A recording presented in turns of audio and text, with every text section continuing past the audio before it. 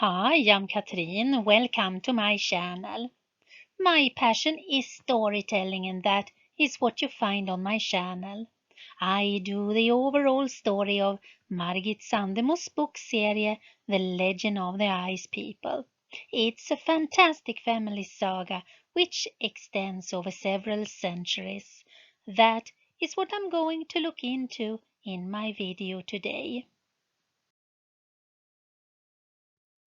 Every book in this story stands on its own. You can come into the story anytime. So far we have followed Sol's journey from the Lindalley to Copenhagen in Denmark. Lord Dag met up with her. She's going to stay with him during her time in Denmark. She is 20 years old now, and she have Hanna's bag in her possession again. Life is good for our soul. When they arrived to the house where Dag lives, she got told that the landlord, Count and Countess Strathelheim's boy, was missing. Sol realized early on that she can feel the boy, and she told the Count that she can be helpful in the search for his son. Sol took a great risk, as it turns out that the Count was a high-ranking judge. He swears never to say anything about what he will experience now. And Sol find the first trace of the boy. She followed her feeling, and Dag and the Count helped with the logical. They ended up at the printing office, and after some detective work they found the little boy.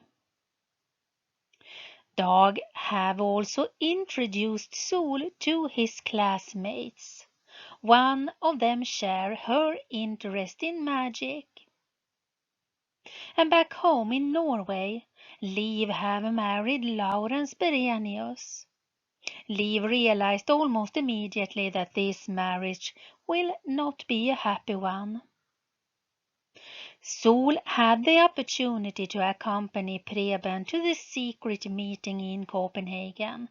Halfway into the meeting, Sol begins to suspect that this is all fake. I will pick up exactly where I left her. The witch master have started the ceremony. He will show Sol how it works, so she know what will happen to her in connection with the inauguration. Everything was silent. The witch master lifted his arms, then he let one of them fall down and pointed to one of the younger girls. You can see by her facial expression that she was enchanted. She took a step closer to him and dropped the cape on the floor. Now she stood there completely naked. The witch master then pointed to the altar. She climbed up and lay down on it. You can see that she was eager. The others began to sing. At the same time they also took their cape off. They were all naked under. Only the witch master kept his cape on. He starts painting signs on her body.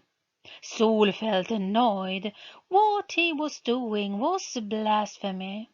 It looks like he painted the shooter's sign on her stomach. Was he afraid to miss the target? She thought. When he was done, he climbed up on the altar and wrapped the cape over them both. There were no doubt about what they were doing. The congregation continued to sing while they began to touch each other too. The witch master interrupted himself and stood up. The girl on the altar looked both angry and dissatisfied. He pointed to Sol. The woman who previously spoke to Sol said, "Sol, take the girl's place. The devil is ready to inaugurate you." Sol frowned. "Take your clothes off." The woman sounded annoyed. The disappointment and anger have grown in Sol during the act. She exploded. Her yellow eyes flashed. Do you think I will give myself to this fraud of a man? That he should get a cheap lay? Never in my life. The people around looked at her in shock. But you swore an oath, said the younger girl. Preben, he looked afraid. Do you call our master a fraud? Hissed the girl. Who have been with him up on the altar. I call all of you frauds. What do you know about witchcraft? Said Sol. You are a group of ignorant people without talent who play devilish games. If you saw yourself from outside, then you too would see how comical you behave. I could teach you a thing or two, but you all think you are so important. If you think this man is the devil or the devil incarnated, then you are idiots. The witchmaster probably feels his power begin to vanish. He must protect his reputation. And for the first time they heard him speak. He had a bright and squeaky voice. Could you teach us one thing or two? He sounded scornful. I do not allow a slut from Norway to question me. You deny my witchcraft. What do you say about this? He picked up a powder from his pocket and threw it on the fire, and the powder exploded in a few small bangs. Do you call that witchcraft? Said Sol. I call that throwing gunpowder on the fire. The smallest child can do that. I will put a spell on you. I will destroy you, said the witchmaster. Can you really do that? Okay, let's see, said Sol. He took a deep breath and walked up to Sol, and with a serious voice he said, Kiss my hand. The devil says, kiss my hand. Do you really think I do that? Sol looked annoyed at him. She was furious. Her yellow eyes shines bright and her dark hair sparkle. She was beautiful as a goddess. Kneel for me, said Sol. And the witchmaster stared at her. Then he suddenly fell to his knees. Take your cape off. He obeyed. The congregation lost their breath when they saw their master fall to his knees. Their hero, their master, obeyed her order. Look at him. Sol pointed at the man. They all look up at her entrance. Look at his wrinkled male parts, his tired sloping shoulders and his puffy stomach. Look at him now. With a quick movement she pulled up her mandrake, which she had around her neck. The man on the floor backed away. With both her hands Sol held it up in his direction. Crawl in the dust, crawl up to the altar and turn the cross back again. And you should never have anything to do with the devil again. The witchmaster's disciple was ashamed of him as he crawled across the floor. When he turned back the cross, he stood up and looked at Sol. He looked at her like a dog worshipping its owner. Sol was still furious, and that gave her more power than usual. She had trained on one thing over the years, all by herself back in Norway, and now she wanted to test if it works. This was the most difficult witchcraft she had ever tried. Hanna had told her how to do it. She closed her eyes and took a deep breath. Everyone sat completely still and watched her. When she had gathered enough strength, she opened her eyes and ascended the altar. She stood on the right side of the so-called witchmaster. She looked at him and said, Look to your left." A cry of horror was heard from the congregation. Sol smiled. She understood that she had succeeded. She now stood on either side of the witch-master, and he turned his head back and forth. She could hear him grinding his teeth in fear. She could not see herself. She had to be completely concentrated for it to work.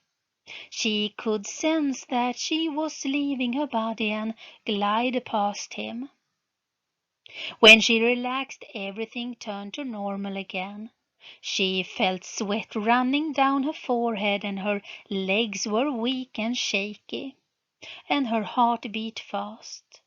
She put the mandrake back under the blouse again. She stepped down from the altar and went to one of the men in the congregation. She picked up his leather bag. "You," said Sol to him, "in this bag you have 2 silver coins and a dried rose and a letter." The young man nodded eagerly. "And you?" Sol looked at one of the women. She touched her lightly. "You are expecting a child with that scumbag by the altar. But you have not told anyone about it. You are not completely sure yourself. It is only recently that you have begun to suspect that. But I am telling you, it's the truth. You will have to fight for this child, and him over there, he will not help you." She turned to one of the men in the room. She put her hand on his shoulder. "All you are thinking about right now is how to get home to your wife who has no idea what you are involved in, this group and the relationship you have with the young woman next to you, and she who thinks you and her are going to be married." "You are a real witch," said one of the men. "I did not think the real witch existed." "We do exist," said Sol, "but there are only a few of us." "You are sick. You cannot keep your food down." He nodded. "That's right. Well, I will give you something." She gave him a mixture. "Drink it as tea every morning. I will also give you an advice. Solve your money problem, pay off your debts, then your health will improve." "Farewell, Preben. I am sorry that I destroyed your group. There are real witches out there, and witchcraft should not be done without knowledge. It can be dangerous. I also do not want this man to take advantage of you and your friends. I will not give your secret up to anyone, don't be afraid of that, and you will not speak about me to anyone." With those words she left them.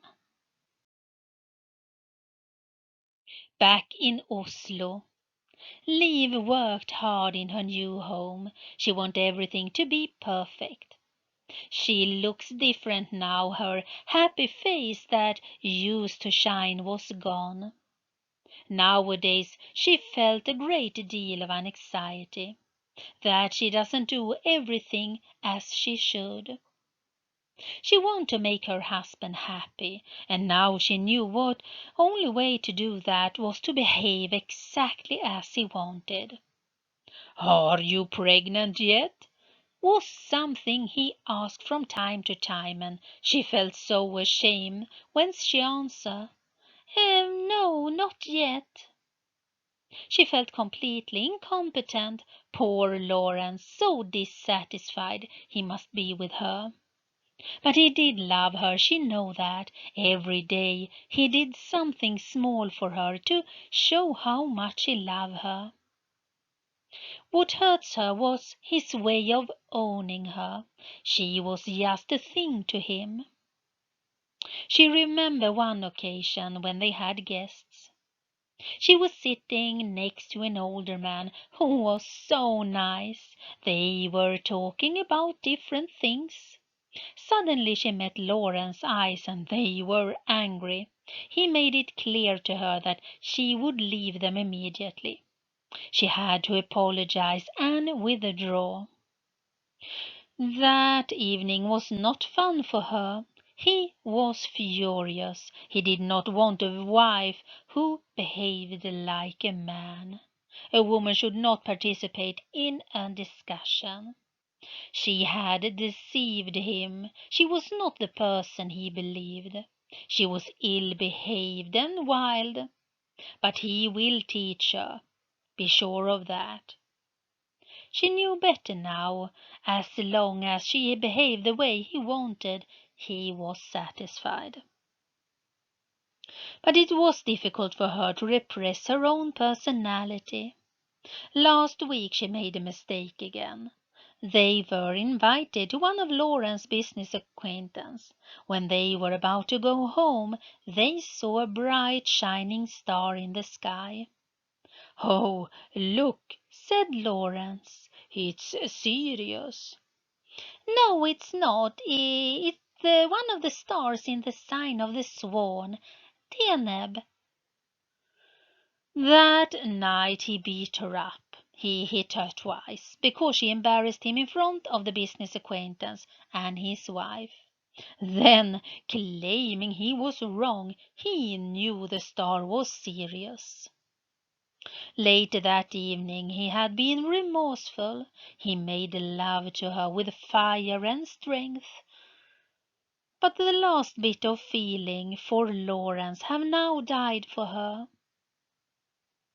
Lauren's mother did not make her life easier. She was a jealous woman and wanted the son for herself. The kind and friendly Liv was easy to torment. She knew it early on and took advantage of it. Lawrence did not notice the disagreement, but he heard Liv answer his mother at one point, and then he took his mother's side, of course. Liv was so young and did not understand a thing. Liv occasionally wrote short letters to her mother Silja. She tried to keep them positive. She had to keep the letter far away, so she did not soak it down with her tears. Sol should actually have gone home a long time ago, but she did not feel ready yet. The Count and the Countess liked her and wanted her to stay over the winter. They offered her the job as Albrecht's nanny. Sol considered the offer, but what did she have to choose from? To go home? She accepted the work. I think that we stop here for today. I guess Preben is extremely sorry that he invited Sol to the secret meeting. Nothing will be the same after her visit there. Will Sol find those she is looking for? And our short visit to Liv and Lawrence was not fun. It seems worse than ever. He is hitting her now. How is this going to end? This is something I will take a closer look to in my next video about the legend of the Ice People, the Stepdaughter, the Abyss. Next on my channel, I will look in to the next episode of Fear the Walking Dead, episode 4, The Key. After that, will I look into the life of Morgan Jones. He is a character that I think is interesting to follow. He started his journey in The Walking Dead, and from that he went over to Fear the Walking Dead. In my next video, he still thinks back to the time he spent with Eastman and his goat. Then I will continue with the legend of the Ice People.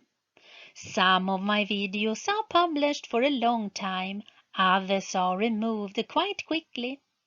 If you don't want to miss anything, or if you just want to support my channel, subscribe and click at the notification bell. I wish you a wonderful day. Thank you so much for stopping by. Stay safe out there and welcome back.